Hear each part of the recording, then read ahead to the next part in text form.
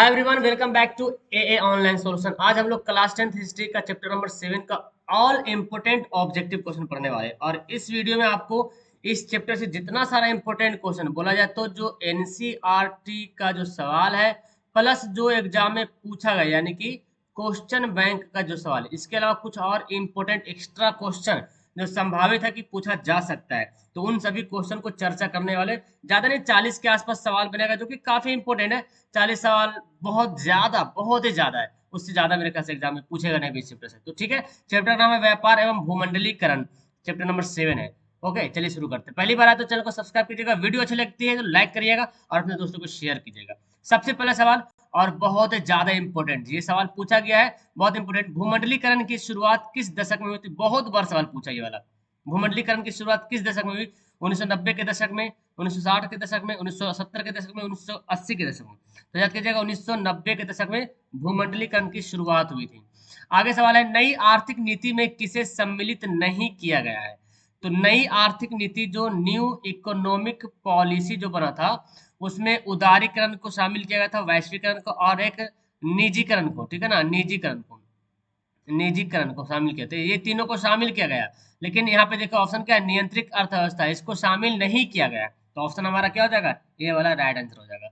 आगे सवाल है, पेरिस शांति समझौता कब हुआ था? बहुत इंपॉर्टेंट सवाल है। खैर ये तो डेट वाला सवाल तो आपको पढ़ना ही है।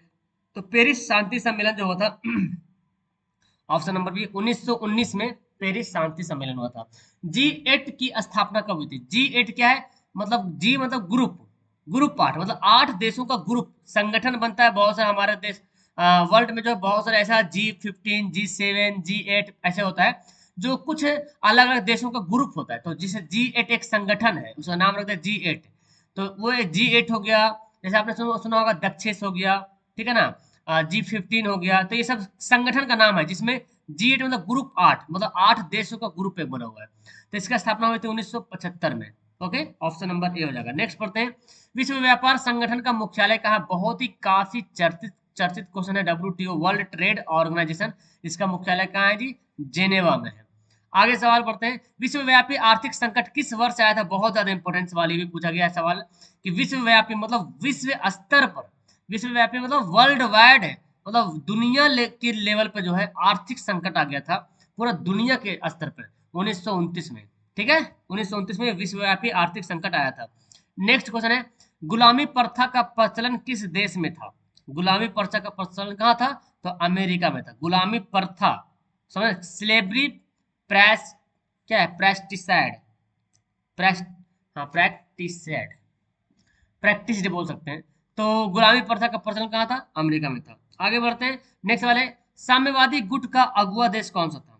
साम्यवादी गुट का अगुआ देश, तो ये गुट मतलब होता है ग्रुप होता है, ठीक है ना। देखिए, कम्युनिस्ट ग्रुप, इसका अगुआ देश कौन था? मतलब जो आगे के था, जो लीडर बोलते हैं, अगुआ मतलब लीडर, कौन था? तो अमेरिका था। आठ का, सॉरी अमेरिका नहीं, सोवियत संघ हो जाएगा, सोवियत संघ था। कौन था? सोवियत संघ। नेक्स्ट पढ़ते हैं, विश्व बाजार का विस्तार आधुनिक काल में किस समय से प्रारंभ हुआ? विश्व बाजार का विस्तार, ये एनसीईआरटी का क्वेश्चन है। विश्व बाजार का विस्तार आधुनिक काल में किस समय से प्रारंभ हुआ था? तो याद कीजिएगा 18वीं शताब्दी से प्रारंभ हुआ था। ठीक है, आगे विश्व बाजार के स्वरूप का आधार क्या था? तो विश्व बाजार का जो मेन आधार था वो वस्त्र उद्योग था, क्योंकि वस्त्र उद्योग से ही औद्योगिक क्रांति शुरू भी हुआ था।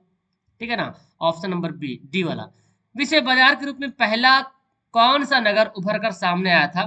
तो यह आया था अलेक्जेंड्रिया नगर, जो विश्व बाजार के रूप में उभर कर सबसे पहला नगर सामने आया था, अलेक्जेंड्रिया। ईस्ट इंडिया कंपनी किस अफीम किस देश में भेजती थी? तो ये जो ईस्ट इंडिया कंपनी, जो कि अंग्रेजों की कंपनी थी भारत में, और वो भारत से अफीम जो लेके कहाँ भेजता था? पाकिस्तान को, सॉरी चाइना को भेजती थी। तो ऑप्शन नंबर क्या हो जाएगा? डी वाला हो जाएगा। नेक्स्ट है, आर्थिक संकट मंदी के कारण यूरोप में कौन सी नई शासन प्रणाली का उदय हुआ? आर्थिक संकट मंदी के कारण यूरोप में कौन सी नई शांति शासन प्रणाली का उदय हुआ? तो आर्थिक संकट हुआ 1929, उसके बाद यूरोप में जो है फांसीवाद, नाजीवाद का शासन शुरू हो गया, जिसको बोलते हैं ना हिटलर वाला शासन, है ना। ऑप्शन नंबर क्या हो जाएगा? सी वाला राइट आंसर हो जाएगा। नेक्स्ट पढ़ते हैं, विश्व व्यापार संगठन की स्थापना कब हुई थी? यानी कि WTO, वर्ल्ड ट्रेड ऑर्गेनाइजेशन, इसकी स्थापना 1995। बहुत बार पूछा गया है सवाल है, एकदम वीवीआई ये सवाल है। ओके, नेक्स्ट क्वेश्चन है पास्ता। पास्ता जहाँ जो खाने वाला जो पास्ता होता है वो होता है। सिसिली कहाँ पड़ता है? इटली में। तो पास्ता मतलब इटली में किसके द्वारा लाया गया था? इटली का मतलब सिसिली में किसके द्वारा लाया गया था? तो ये लाया गया था अरबों के द्वारा।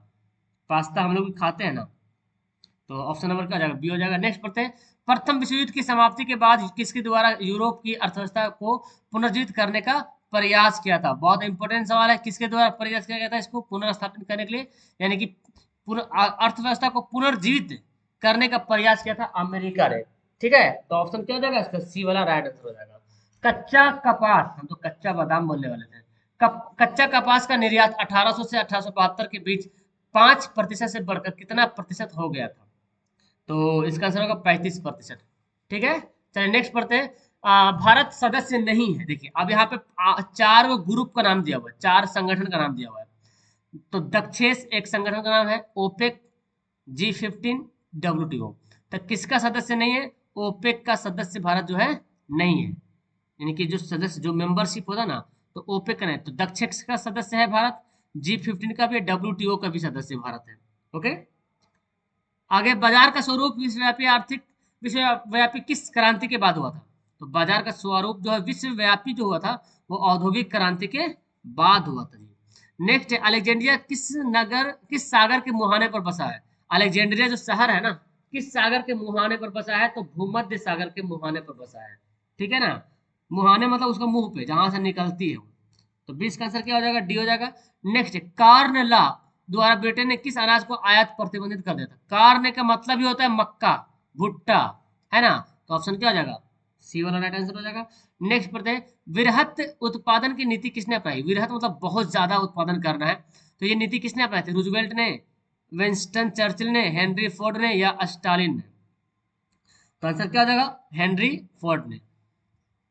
नेक्स्ट है, द कॉमर्स ऑफ नेशन पुस्तक के लेखक कौन है? इंपोर्टेंट क्वेश्चन है ये। द कॉमर्स ऑफ नेशन के पुस्तक के लेखक कौन है? एडम स्मिथ, कार्डलिफ किन्स और हेरोल्ड लॉस्की। ठीक है ना, तो देखिए ताश का आंसर क्या होगा? और बहुत ही अच्छा सवाल यहाँ पे बोला गया, द कॉमर्स ऑफ नेशन।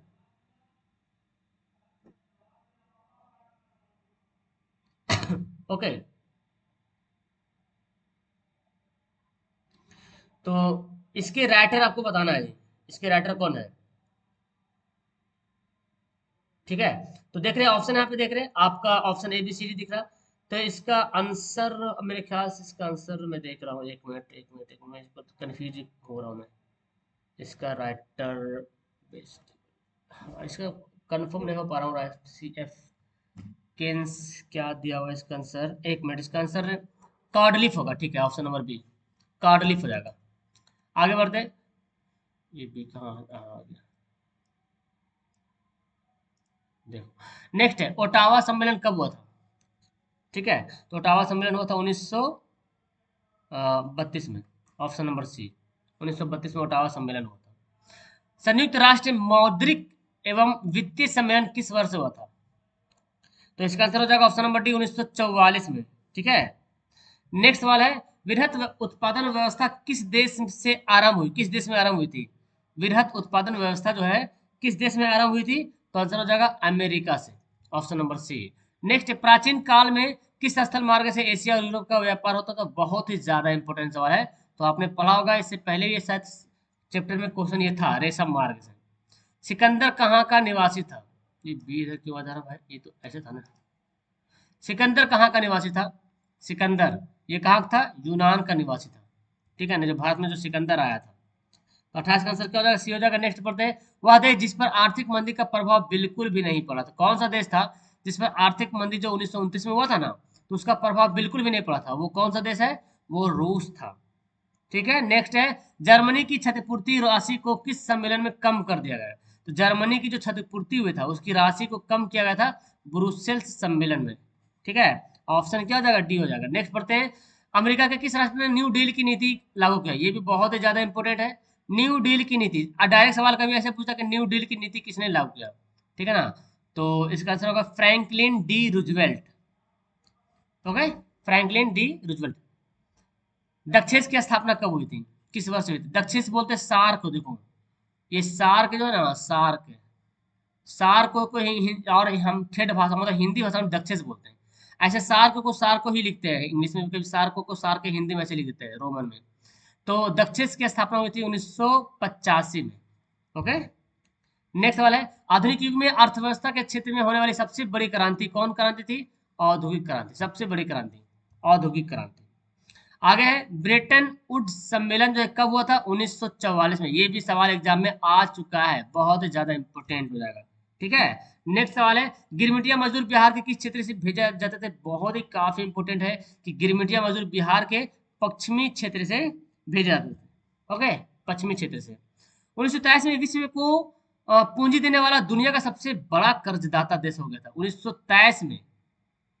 पूरा दुनिया को पूंजी देने वाला, विश्व दुनिया का सबसे बड़ा कर्जदाता, कर्जदाता मतलब ऋण देने वाला अमेरिका, यानी कि अमेरिका सबको कर्ज दे दिया था। ठीक है ना, तो कर्जदाता हो गया था 1923 में। तो ऑप्शन क्या हो जाएगा? बी हो जाएगा। नेक्स्ट सवाल देखिए, गिरमिटिया किसे कहते हैं? तो गिरमिटिया अनुबंधित मजदूर को कहते हैं, जिसको बोलते हैं contract labour.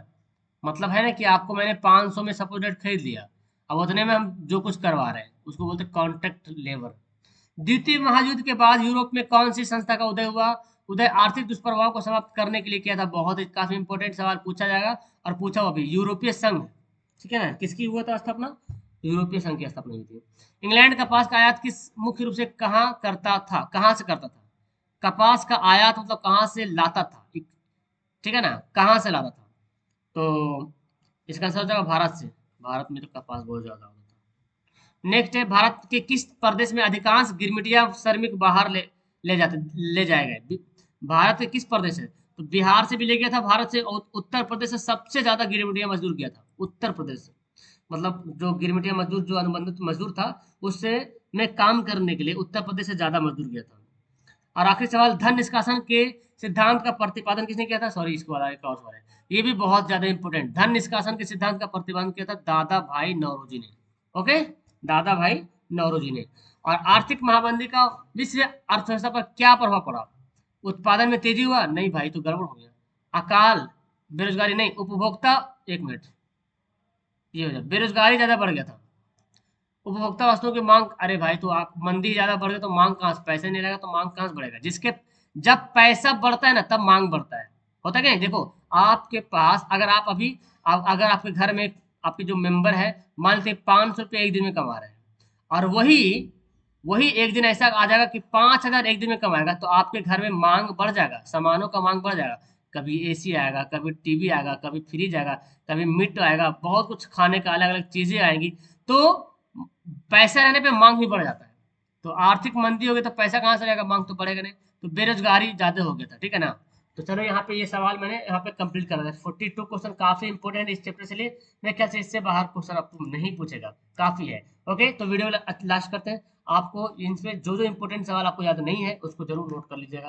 That's all, thank you everyone. Video class करते हैं, ऐसे आप सब इन सभी सवालों को वेबसाइट पे भी पढ़ सकते हैं। आप एक बार हमारा वेबसाइट जरूर आए, और वेबसाइट का नाम है AAOnlineSolutionOfficial.com। और यहाँ पे आप जब आते हैं तो देखिए ये आपको .com ये वाला ओपन करना, official.com ओपन करना, ठीक है ना, ये वाला इसको ओपन करना है। ओपन करते ही आपको यहाँ पे कुछ दिख जाएगा, यहाँ पे टेस्ट का ऑप्शन दिया, बहुत सारा सब सब्जेक्ट का टेस्ट भरा हुआ है। इसके बाद एक यहाँ पे बॉक्स दिखेगा, तो ये अभी ओल्ड हो गया, अभी इससे भी जाकर पढ़ सकते हैं। और वैसे मैं इसको मैं अभी अपडेट करूंगा कुछ दिन बाद। तो फिलहाल सोशल साइंस पे क्लिक करना, वहाँ पे जाने के बाद आपको चैप्टर वाइज ऑब्जेक्टिव वगैरह मिलता रहेगा, ऑब्जेक्टिव सब्जेक्टिव सब देखो यहाँ पे कुछ कुछ डाला हुआ है, कुछ कुछ बाकी अभी है, जैसे यहाँ पे ये डाला हुआ है, बाकी और बाकी है। जैसे देखिए हिंद सिंह राष्ट्रवाद, ये सब ये डलाएगा, हो गया, टाइम लगेगा। तो आप चाहे तो पहले वाला पढ़ सकते हैं, ये पहले वाला में बहुत सारा सवाल दिया हुआ है। देखिए यहाँ पे सोशल साइंस में जाएंगे और सब चैप्टर से आपका ऑब्जेक्टिव एज ए टेस्ट के रूप में बन जाएगा। देखिए है ना, अब मैंने हिस्ट्री पढ़ा तो हिस्ट्री ओपन कर लेना है, और हिस्ट्री का हर सब्जेक्ट का ऑब्जेक्टिव का टेस्ट बनाओ, तो पढ़िए और जाके टेस्ट दीजिए। देखिए अभी मैंने ये पढ़ा था व्यापार, अब इसको ओपन करेंगे, इसका जो टेस्ट है आप यहाँ पे टेस्ट जाके देखिए, सवाल को पढ़िए, जाके टेस्ट दीजिए। तो आपके लिए बहुत काफी इंपॉर्टेंट ये है। Okay, that's all, thank you everyone, bye.